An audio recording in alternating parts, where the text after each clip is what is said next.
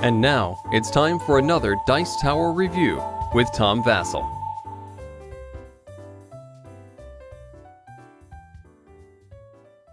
I've been going over the Gryphon Games, reviewing them. They're new for 2009 from Fred Distribution, and the Gryphon Games have some great classics. Today we're talking about the one that has to do with jewels, diamonds, rubies, and more. Now this gem dealer, I think, is a decent game, but see, that makes it the weakest link in the series because of all five, I think the other four games are excellent. This one is okay.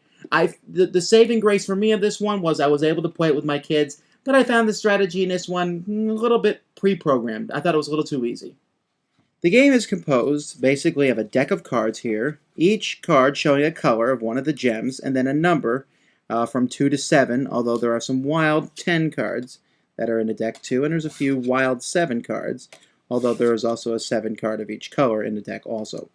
Anyway, each player starts with 5 cards, except the starting player, he only gets 4. The starting player then decides what gem he's going to bid for. Basically, he puts a card out. For example, let's say he puts out a red card.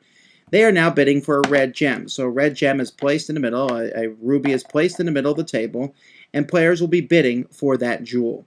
The next player has 2 choices. He can either pass, in which case he draws a card from the draw pile, or he can play a card or cards that is higher than this 2. So let's say he plays just a 4. That's fine. He draws a card from the top of the draw pile, and the game continues. If a player passes, they're out of that round. If a player has passes and they've played cards, all the cards that they played are discarded. Let's say it's my turn, and I want to beat this 4 here, and it's the highest number. I could play as many cards as I want. For example, I could play these 3 threes, which gives me a total of 9, which means I'm winning. However, even though I play 3 threes, I still only draw 1 card. And this goes around until everyone drops out. The last person who's in the round is going to win the gem. However, they win the gem, they do not draw a card. The gem is the reward, rather than another card. They then start the next round. When starting a round, a player must play 1 card of a color, although they can add a wild to it. After that, people can play wilds by themselves. Only 1 10 wild can be played per round, and when a player plays a 10 wild, they have to be careful because if they do not win, they must give back a gem they've already gotten. However, if you have no gems, obviously, that's a good card to play pretty much at any time. Players also can, once per round, play 1 or more cards face down, and these cards count as 1. So here I would have 12 worth the bidding. And that's basically it. You win the jewel, you start the next round, and so on and so forth, and players can pass and build up their hand worth of cards until eventually one player has 4 gems of different colors. You don't need 5, although you could play to 5 to have a hard game, but a quick game would just be needing 4 of the 5 colors.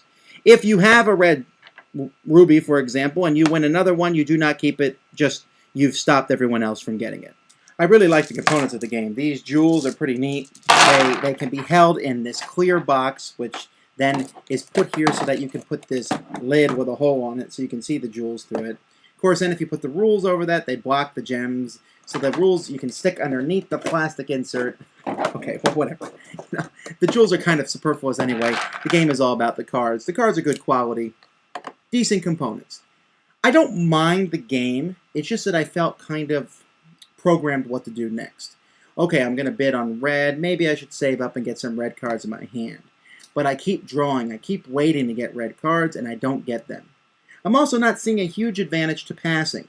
You know, it sounds from the rules that passing is something strategic that you would do. Okay, I'm going to pass, and I'm going to draw a card, and I'm going to save my cards till later. But the people who are playing cards, they still get to draw at least 1 card in their turn, so they're not really put out by not passing. There's really not a disadvantage to staying in a round and trying to win unless you assume that someone else has a pile of red cards and you have a decent amount and you want to wait till the next red jewel comes up. I do like the getting the 4 out of 5 color aspect and how sometimes there's a reason you won't put a certain color out because someone else needs that color to win. And the 10, playing the 10, and if you fail, you lose a jewel, that sounds neat, but I've yet to see someone who had played the 10 who then lost the jewel, because usually they wait until they're sure they can use that to knock out the other players. Still, not a bad game. There can be a bit of bluffing. Are you sure you want to keep going higher on this bidding? I mean, I can outbid you, And I mean, I was able to bluff my wife in one game. I had no red cards in my hand, and I made her think I could stop her, and she actually lost the game out of that because she decided to hold them for another round. We started a bid for a different color, and then someone else won. It wasn't me, which would have been better, I suppose. Again, my kids could play the game, and they understood about outbidding other people, but there's not a lot of deep strategy here. I expected a little bit more from a Knizia game, and it just didn't measure up to the others. I'm still going to keep it, of course, because it has that number 3 on the side of the box, and I want to keep it in the set. And it's not a bad game. It's more of a light filler, turn your brain off, just play a simple game type version. Thanks for joining us today. For more written, audio, and video reviews, as well as the #1 board game podcast, check out the website at www.thedicetower.com. Until then, this is Eric Summerer, and you've been watching The Dice Tower.